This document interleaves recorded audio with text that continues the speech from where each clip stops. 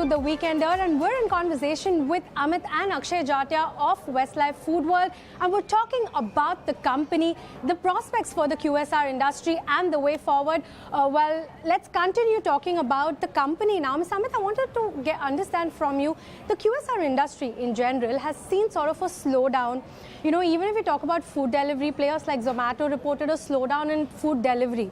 I just wanted to understand, are you seeing a slowdown like that? Is that a cause of concern? I think, what happens is, from our point of view, of course, I can't talk about the current quarter since we are in closed period.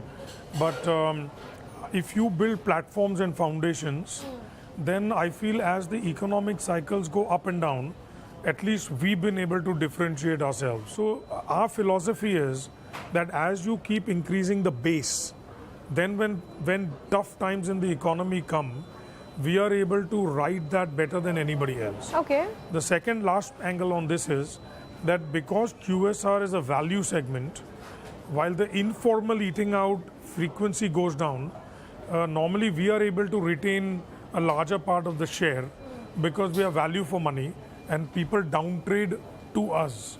So we are relatively all right. Okay, and do you see inflation being a cause of concern? Over the last few years, we've done a lot of good work around cost, and we've used multiple levers, be it cost, be it ProMix, which is ensuring that we have the right product mix for our customers, or price. We've managed our margins, very well.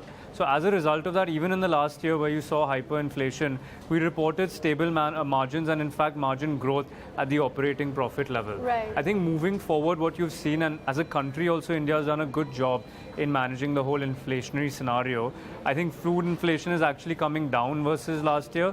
Last year was hyperinflation. As a country, we always have food inflation. But I think brands like us or companies like us who have done a good job in managing costs, as well as being an aspirational, brand that customers want to go to, are in a good spot where we'll be able to manage both growth as well as operating profits. Competition is another one, and I would like both of you to comment on that. You know, when McDonald's came in, it was sort of the only brand.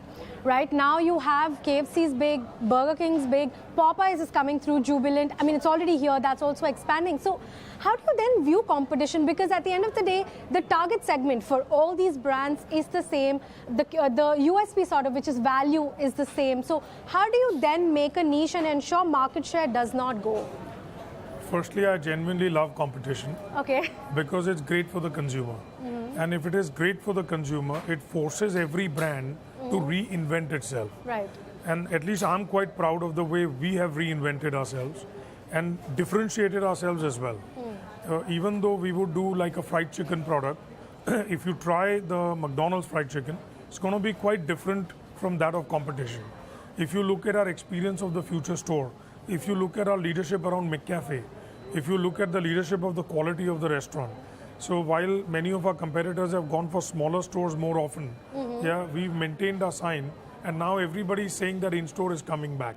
So I think competition is great for the consumer. Okay. Competition keeps us on our toes, and I think we compete with all of them globally, and we love competing with them in India as well. I think stressing on the most important part, actually competition is great for the market. It's great for customers as well as for companies. Customers, because you're growing the market. For example, burgers, right, as a category was very small, say 20 years ago. Today it's large and it's growing very fast. Same thing with chicken, right? And we have multiple Western fast food brands competing in these categories. Yeah. And then for companies, right, the ones that do a great job, that offer value for money to the customers, that work on the experience, that work on the ingredients, the taste, they're the ones who really benefit from competition. And I think, we've done a great job in ensuring that we are one of those companies, and we genuinely love competition. Okay. And, with respect to QSR, one of the concern that analysts often have is that as you expand to smaller cities or smaller towns, now that's being identified as a very big growth area, and fairly enough, because there is a lot of growth coming. But when you go there, the concern that has been is that, margins, profitability could be eroded, that the spend might not be as much as an urban consumer or as an urban, in what you'd see an urban store. How are you tackling that? And what do you agree with that firstly? That's and how my do you take. tackle That's that? why we are running the business and they are analyzing it. Okay. So my take is that we've been in small cities for 20 years. And it depends on what you call a small city. Right. In India, a small city is a large city in the rest of the world. But you know, we've been in a Vapi, right? Okay. Vapi is like, I remember when we opened, it had 200,000 people. Today I have 2 freestanding drive-thrus in Vapi, right? So it's all about how you make the brand work. There are many ways to look at it. And the first way to look at it is actually in small cities, there's less availability. Okay. There is more time on hand. But outside of which they aspire to eat at a McDonald's and brands like that. I feel, cracked the code on how to win in a small market. And how do you see the consumer in the small markets also changing? Because thanks to internet accessibility, you can't, I mean, the access or the information that they have access to is also changed a lot. So are you adopting a specific strategy when you look at smaller stores? I think that's a great question. I think actually the small town consumer, the emerging town consumer is a very evolved one. And it's due to rapid urbanization and digitization.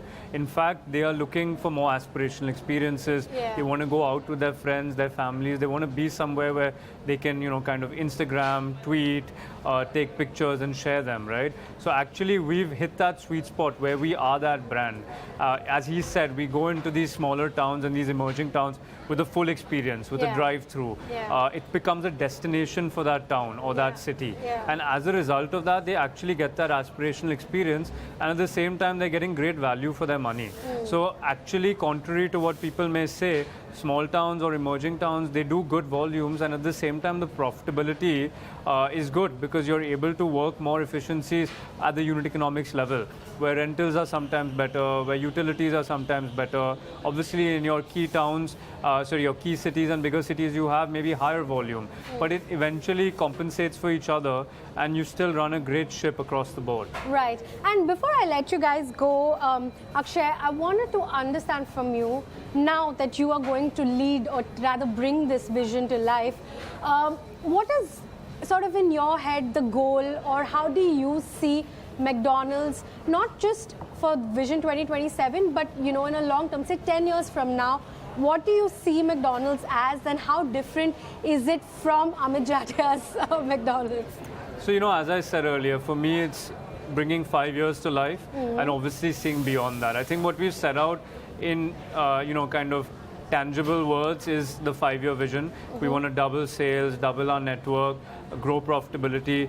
I think beyond that, obviously, our longer term vision is to continue to penetrate the market, continue to give customers this experience that we're so proud of giving them, ensuring that we run a great organization that people want to work for and people want to grow with, and ensuring that, you know, we create a legacy both as Westlife Foodworld as well as, you know, brand McDonald's. Right.